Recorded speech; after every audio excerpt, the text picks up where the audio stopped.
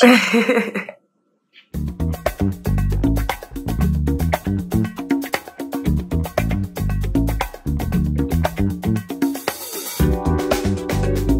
fait 2 ans de pause après mon master 1 et du coup après en revenant en voulant reprendre mes études, je cherchais un format professionnalisant et donc du coup j'ai tout simplement tapé école de communication alternance sur Lille et c'est comme ça que j'ai eu plusieurs résultats et que j'ai passé plusieurs concours et que j'ai atterri au Césacom pour mon master 2.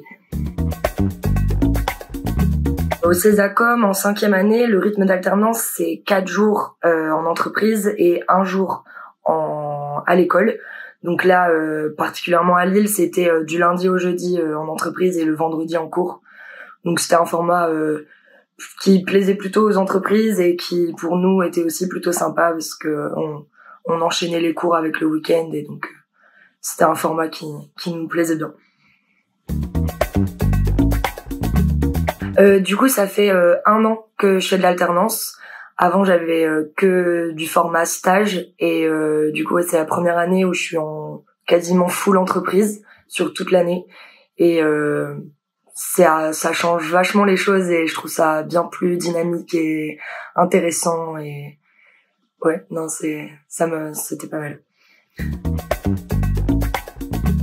En alternance, moi, je suis chef de projet dans une agence de publicité et du coup, je suis vraiment chef de projet à part entière. Je suis pas du tout stagiaire et du coup, par rapport à ça, je gère un portefeuille de clients, donc avec les relations, tous les échanges au niveau de la gestion de projet, du suivi opérationnel, des indicateurs de performance et ça sur des projets print, digitaux ou même médias.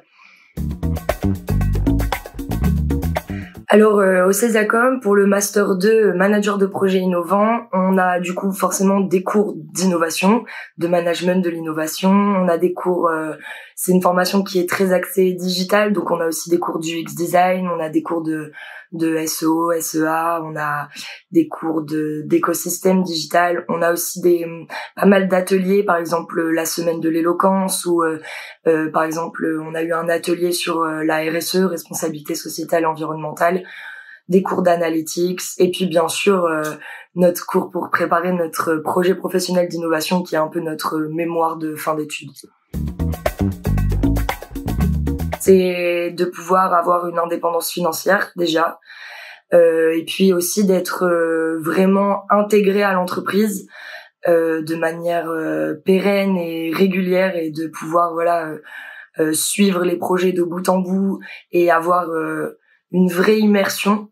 Pour moi, au-delà d'un stage ou d'un apprentissage, c'est vraiment une première expérience professionnelle qu'on nous permet de faire dans le format des études. Moi, j'aurais aimé recevoir ce conseil quand j'ai commencé mes études. C'est si vous avez la possibilité de faire de l'alternance le plus tôt possible, faites-le. Il n'y a pas d'hésitation à avoir, il n'y a pas de doute. Il n'y aura pas de perte de la qualité de l'enseignement théorique parce qu'au final, vous allez bien plus apprendre sur le terrain. Donc, au plus tôt vous pouvez commencer l'alternance, au plus tôt il faut y aller. Opportunité. Parce que du coup, moi je suis embauchée en CDI après mon master quoi. Donc ça ouvre des portes.